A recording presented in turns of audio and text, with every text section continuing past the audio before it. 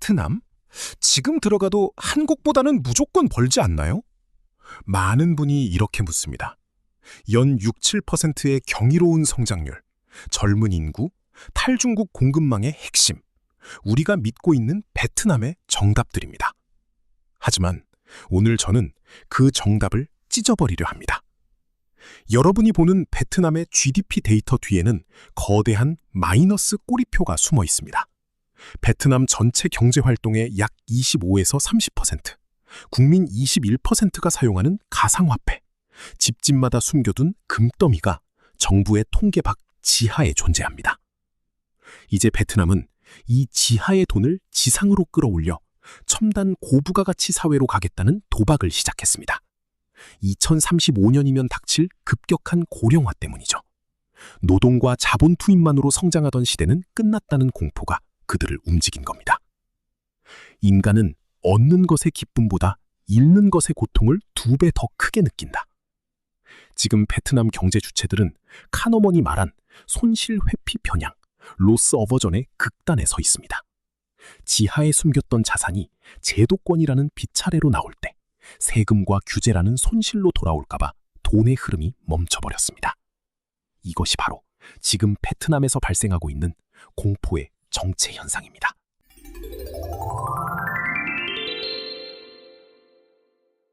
여러분께 질문을 해보겠습니다.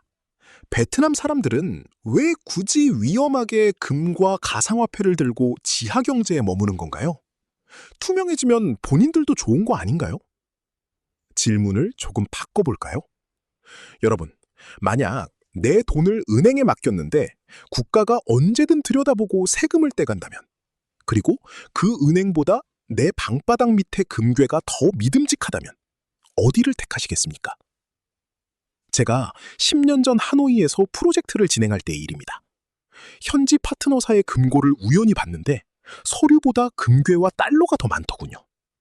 그들에게 이건 범죄가 아니라 불확실성에 대한 해지였습니다. 경제학에서는 이를 거래 비용, 트랜잭션 코스트의 관점에서 봅니다.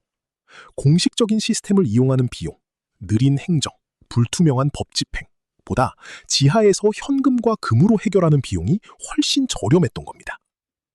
문제는 여기서 터집니다. 베트남 정부가 이제 이 그림자 자산을 강제로 비다래로 끌어올리고 있습니다. 무허가 환전소를 폐쇄하고 가상화폐를 제도권화하려 하죠. 수십 년간 지하 루트에 최적화되어 있던 경제 주체들은 지금 현상 유지 편향, 스테이터스 코 바이어스와 불안 사이에서 떨고 있습니다. 이제는 잡혀간다는 공포가 경제의 혈액순환을 막고 있는 겁니다. 돈은 있는데 투자가 안 되고 기술은 있는데 사람이 빠져나가는 기묘한 마비 상태. 이것이 현재 베트남의 민낯입니다. 이 상황을 아주 쉽게 비유해 보겠습니다. 베트남 경제를 하나의 거대한 주방 싱크대라고 상상해 보세요. 지금까지 베트남은 지하자금이라는 음식물 쓰레기를 하수구에 그냥 버려왔습니다. 하수관이 워낙 컸기에 대충 다 흘러갔고 싱크대 위는 늘 화려해 보였습니다. 그런데 정부가 갑자기 하수구 끝에 촘촘한 거름망, 제도권화를 설치했습니다. 자, 어떻게 될까요? 하수구가 막히기 시작합니다. 물, 유동성이 내려가지 않고 싱크대 위로 역류합니다. 지금 베트남의 부동산 시장과 채권 시장이 딱 이 모양입니다. 지금 화면에 보이는 이 아파트 평면도 위에 압류와 조사라는 시뻘건 딱지가 붙어 있다고 상상해 보세요. 공무원들은 뒷돈을 받을까봐 무서워서 인허가 도장을 안 찍어주고 부작위 편향.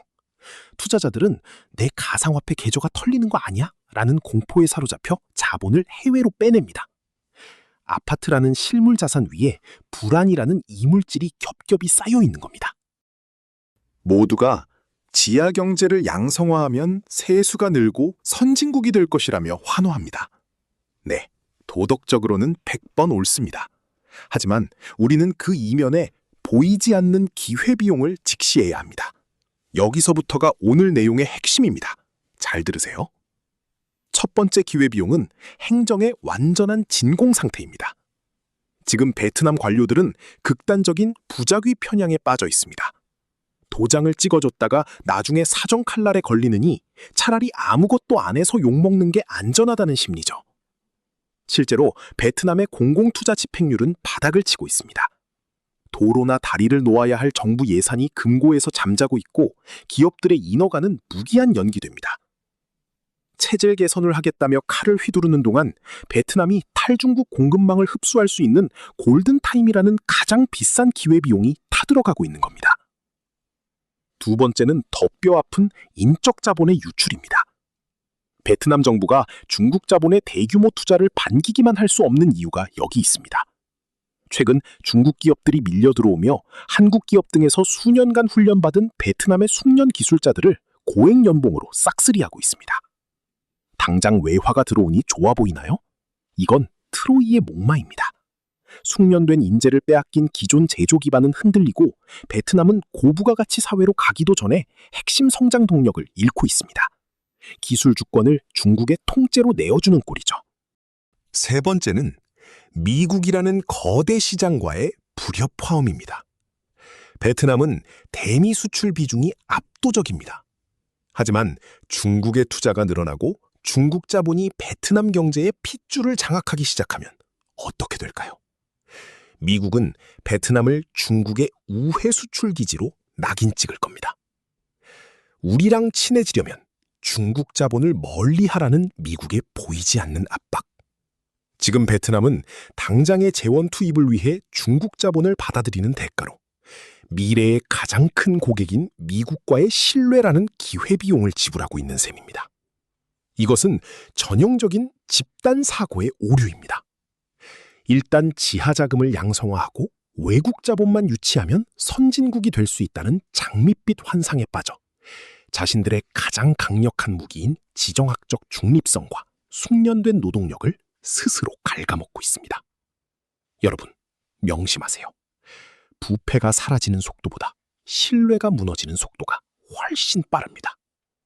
정의로운 사회를 만드는 비용이 국가 성장 엔진의 정지와 미래 시장의 상실이라면 그 비용은 누가 지불해야 할까요? 바로 지금 베트남에 투자한 여러분, 그리고 베트남에서 비즈니스를 하는 기업들입니다.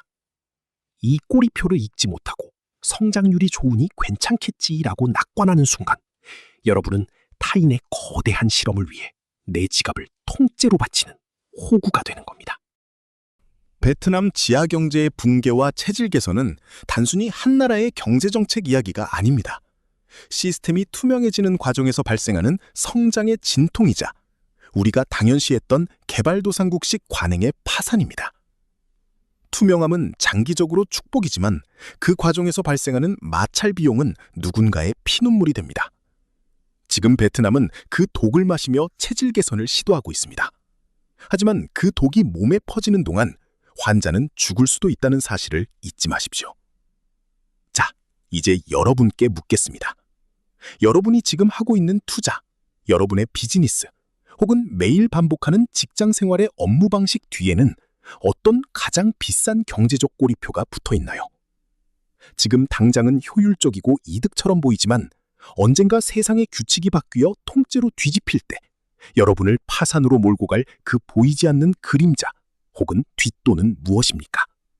그 꼬리표의 가격을 지금 당장 계산해 보십시오. 여러분의 생각을 댓글로 남겨주세요. 그 꼬리표를 먼저 읽고 떼어내는 자만이 뒤집히는 시장에서 마지막까지 웃을 수 있습니다.